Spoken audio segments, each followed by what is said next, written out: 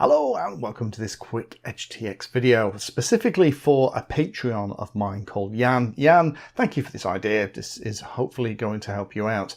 Now what Jan is doing, he's using a stabilizer in his model, not a flight controller, and the stabilizer has the gain set on, I think it's channel 6, and the modes are on channel 5. And what he wants to be able to do is flick the momentary switch in order to get the mode into self-right mode. So basically it will rescue the model. And also he wants the gain to be variable as a function of the throttle, so that at higher speeds, the gain is lower. Now that's quite a cute idea. It's something I've talked about before, but Jan, there's two simple ways to do this. So we can go into the model.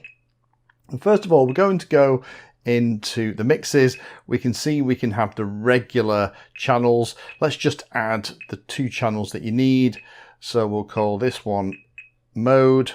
We'll assign it to switch. We'll add another channel, which will channel 6. We'll call it gain. And what we'll do though, is we will actually add it to the throttle. So now we have this really weird thing where if we bring up the channel monitor, you'll see that as I increase the throttle, there's a direct relationship between the throttle and the gain, and the modes are being flicked. So we'll assume that the modes that he needs is, I don't know, maybe -100 is the one that is going to be the self-level mode, whichever that's going to be. So let's go into the model. Two things we need to do here. Let's do the recovery adhere switch first. Special functions, we're going to assign the first special function. We're going to give a trigger. That's going to be the momentary switch in the pulled position. We're going to override channel 5 with whatever value we need. So we'll set for -100.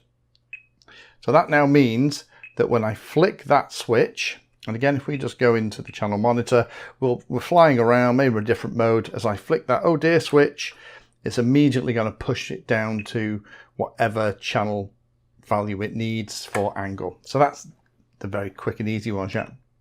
Next one. Well, we need to create something called a curve. So what we're going to do, go into model, we'll go into curves, we're going to add a curve. So let's edit it.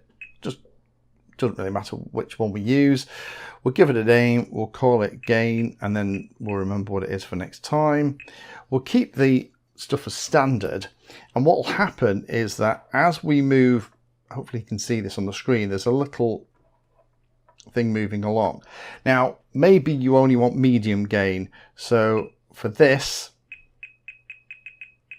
for the low half of the throttle, maybe we're quite happy with it being one solid gain. So that's the amount of gain that we want on that channel, up to 50% throttle.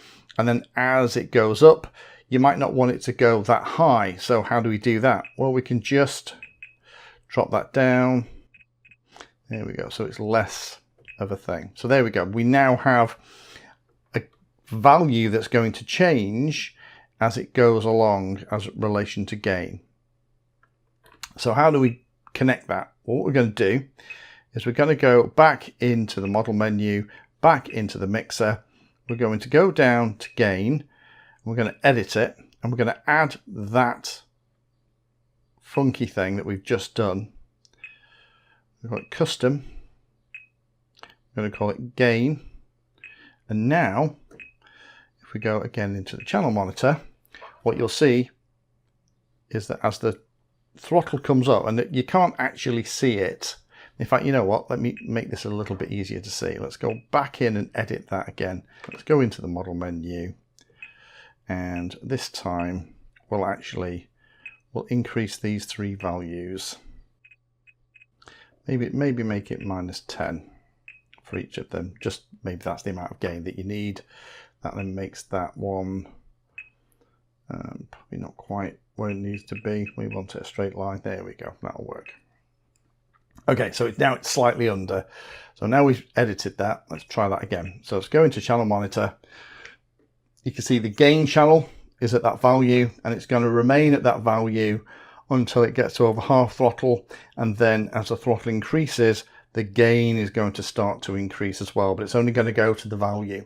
So the curve is dictating exactly how that's behaving, and we can have a curve that starts and stops at different parts, and it's really handy because this is one of those kind of cool things where the curve stuff means that what we can do is we can describe precisely how an output is related to a control. So Jan, hopefully that helps. Hopefully now you'll be able to set it up the way that you want and get the stabilizer to recover at the flick of a switch, but also have a variable gain as you fly. Thank you for watching my video. Check out the playlist, and adding Pedantry 60 to your search terms will help you find my content. If you haven't done so already, please hit the like and subscribe button. It helps a lot. You can support the time I spend here answering questions and helping others by using the links in the video description.